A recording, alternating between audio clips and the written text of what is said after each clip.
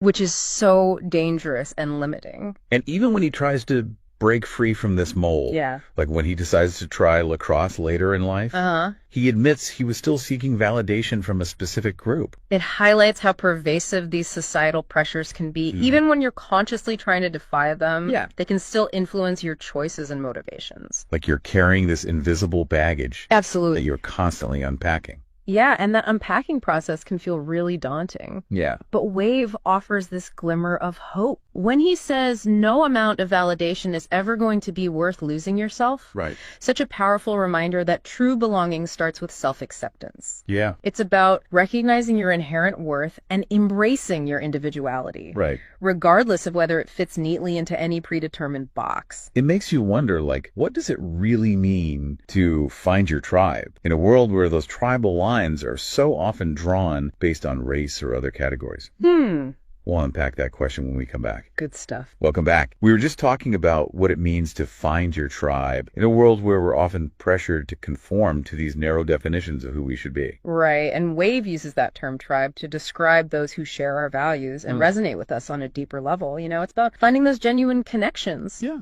That transcend superficial categories like race or social status. It makes me think about those times when you meet someone who seems totally different from you on the surface, but then you find out you have these shared passions or beliefs, and it creates this instant bond. Totally. Those are the connections that truly matter. Right. The ones that help us feel seen and understood for who we truly are. And sometimes finding those connections requires us to kind of break free from those limiting cultural labels that society tries to impose on us. Absolutely. Wave challenges this whole black culture versus white culture dichotomy, arguing that it's a false binary that ultimately limits us all. He points out how you have some white kids who are labeled culture vultures for loving hip-hop. Right. And then you have black kids who are told they're acting white for loving things like anime or punk rock. Yeah, it's like everyone's trapped in these boxes. Totally. That dictate what they're allowed to like based on their race. Exactly. And it's not just about individual preferences. Wave also gets pretty specific about the values that define his tribe. Yeah. He says, men who aren't prioritizing family, you're not my people. He challenges women who maintain friendships with those who don't respect the sanctity of marriage. He's drawing a clear line in the sand based on his own personal values, which is a bold statement. Yeah. But I think it really gets to the heart of what it means to be intentional about the company we keep. It's like he's saying you can't claim to value certain things. Right. If your actions and your relationships don't align with those values. Choosing your tribe wisely can have a profound impact on your life, you know? Right.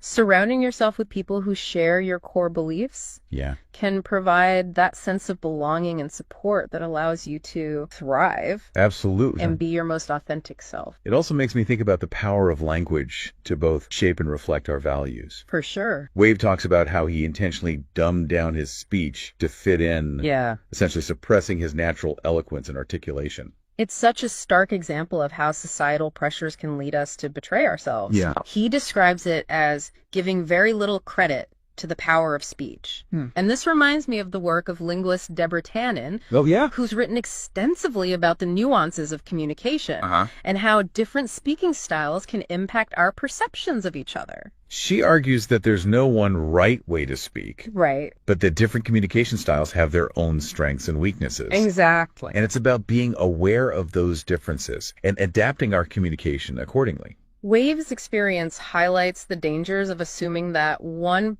particular way of speaking is inherently more intelligent or sophisticated than another. And those assumptions can lead to discrimination. And they can prevent individuals from fully expressing themselves. It's like that whole debate about Black English or African American vernacular English. Exactly. Some people view it as a deficient form of standard English.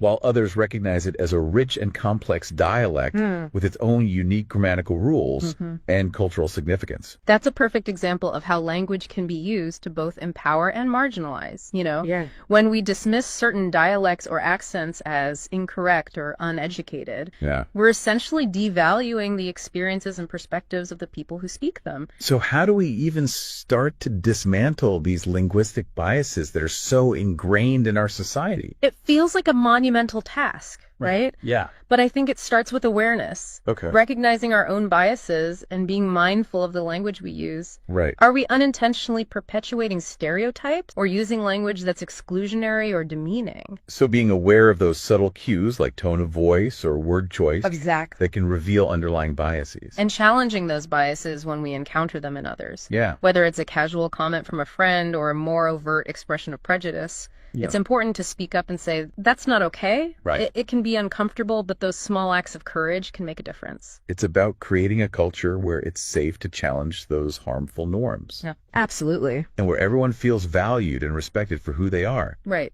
Regardless of how they speak. And it's about celebrating the diversity of languages and dialects that exist in the world. Right. Each one carries its own unique history, culture, and beauty. Wave's story really encourages us to embrace the full spectrum of our individuality. Right. Not just in terms of how we speak, but in all aspects of our life. It's about recognizing that true belonging comes from being true to ourselves. Right. Not from trying to fit into any predetermined mold. Absolutely. And it's about finding those who resonate with us on a deeper level. Yeah. Those who appreciate us for who we truly are. Right. Not for who they think we should be. Welcome back for the final part of our deep dive. And we've been unpacking Aquarius Wave's message about those societal pressures surrounding language and identity. Yeah, his personal experiences really highlight the intersection of race, culture, and self-expression, you know? What strikes me is that it resonates beyond just the Black community. It speaks to that universal human desire to belong, to fit in. Right.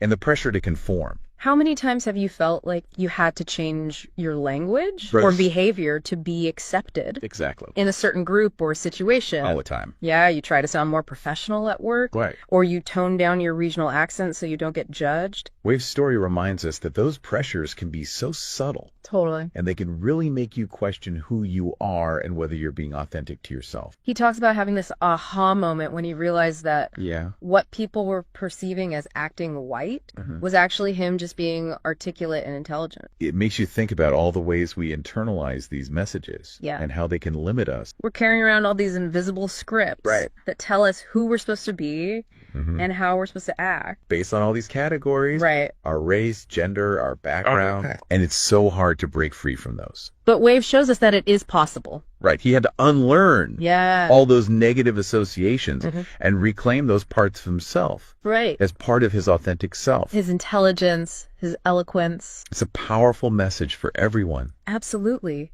It's about recognizing that our unique qualities aren't defined by any external category or stereotype. It's about embracing our individuality, what makes us special. Right. But embracing authenticity doesn't mean we have to reject every label. Yeah. Or isolate ourselves. It's about balance. Yeah. You know, honoring our individuality, but also recognizing our interconnectedness. Wave talks about finding your tribe. Right. Those people who share your values and support you and being your true self. And those tribes can be found in so many different places. Within families, communities, online. It's about surrounding yourself with people who celebrate your differences and challenge you and remind you of your worth. Yeah. And just as importantly, it's about being that for others. Being supportive. Creating those spaces where people feel safe to express themselves. Without being judged. Exactly. Fostering that culture of acceptance and understanding. Wave's message comes down to this really powerful statement. What is it?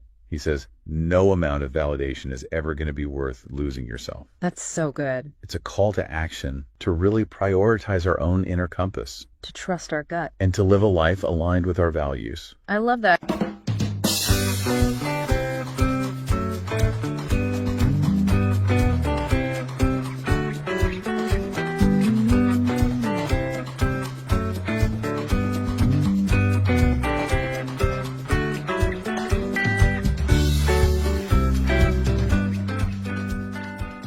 We're diving into some ideas that might challenge the way we think about things. Yeah, definitely. We've got these 3 YouTube videos from Aquarius Wave, and he's really not afraid to push some buttons. Yeah, I Got that sense, too. I mean, even the way he talks about the black community right from the start is pretty provocative. It's more than just provocative. It's like he's completely rejecting the term. Right. He doesn't even like the phrase black community. He sees it as this assumption that there's like this single unified voice and perspective among black Americans. And he's saying that's just not realistic, right? Right. He thinks it's a really oversimplified way of looking at things. Like it's almost ignoring the diversity of opinions and experiences within any group of people, really. Exactly. He actually uses this concept of tribalism to explain what he means. Tribalism. Yeah. He's talking about how humans have always had this tendency to form groups based on shared beliefs and values. So it's like this primal instinct to sort of find your tribe. That's a good way to put it. And he's saying that those tribes aren't always based on things like race or ethnicity. So even before we were categorizing people by race, they were still forming these groups based on other things. That's right. He actually uses the American Revolution as an example. Interesting. How so? Well, he points out that even white American colonists were divided on the issue of independence. Oh, right. Some were loyal to the crown and some wanted to break away. Exactly. So their loyalty wasn't just about being white, it was about their ideology. Their beliefs about how the country should be run. Right. And I think that's what Woff is getting at here. It's like he's saying that assuming any group is a monolith is a mistake. Whether it's based on race, religion, or even political affiliation. Exactly. We need to be more open to the idea that individual perspectives can vary widely, even within groups that we might think of as being very similar. So it's like he's challenging us to look beyond those labels and engage in more nuanced conversation. Absolutely. And that leads us to another really interesting part of his story, his own political journey. Right. He talks about going from being a Democrat to becoming a Republican. Yeah, and that journey really made him question those traditional narratives about each party's stance on issues like race and equality. Like which party is for or against certain groups. Yeah, those kinds of oversimplifications. He actually dives into a lot of history to make his point. Some of it was pretty surprising to me, like how the Democratic Party was the party of Jim Crow laws and the Ku Klux Klan. Right. It's not as simple as saying one party has always been the party of racial justice. Yeah. I mean, he also points out that the Republican Party was actually the driving force behind key civil rights legislation in the 20th century. Exactly. It's a much more complicated story than those simple narratives often suggest. So he's really pushing back against those assumptions that we often make about history and about these political parties. He's urging us to look deeper, to do our own research, and to really think critically about those easy labels and categories. To not just accept what we've been told, but to dig a little deeper. I think that's at the heart of what he's trying to do with these videos, to get people to question their assumptions and to be more open to different perspectives. And speaking of different perspectives, he uses this really compelling story about the Golden 13. Oh, yes. Those were the black naval officers who excelled in World War II despite facing incredible discrimination. What a story. It's both inspiring and kind of heartbreaking at the same time. It is. But I think WAVE uses it to highlight this idea that individual determination and resilience can overcome even significant obstacles. Like even in the face of systemic barriers, people can still achieve great things. Right. He's not saying those barriers don't exist, but he's also saying that we shouldn't underestimate the power of individual agency. That we have more control over our own destinies than we sometimes realize. I think that's a really important point. And it leads us to another interesting part of his argument about social welfare programs. Yeah, this is where things get a little controversial. Yeah. He seems to be saying that those programs might have actually done more harm than good. He's not saying they were all bad or that they shouldn't exist. But he's challenging us to consider the unintended consequences. Like how they might have created dependency on the government rather than empowering people to become self-sufficient. He brings up some interesting data points, too. Yeah, like that statistic about how 70% of the money spent on anti-poverty programs went to the people administering those programs, not to the poor themselves. That was pretty eye-opening for me. It really makes you question the effectiveness of those programs. And it raises a lot of questions about the best way to address poverty and inequality. Right. It's not a simple issue.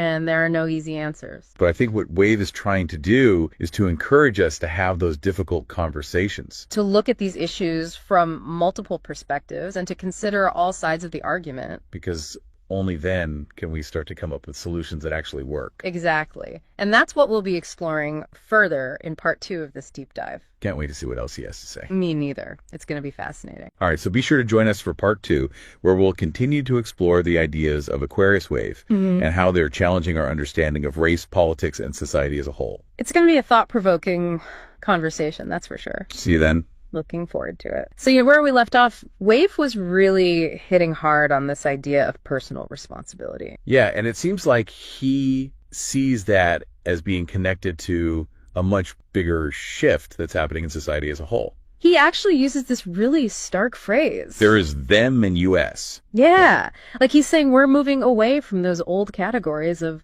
black and white, Democrat and Republican. And it's becoming more about something else. It's like people are starting to choose their tribe based on shared values rather than those traditional demographics. So instead black or white, it's more about what you believe and what you stand for. Exactly. And he doesn't shy away from making judgments about these emerging groups either. Yeah, he definitely seems to think some of these values are better than others.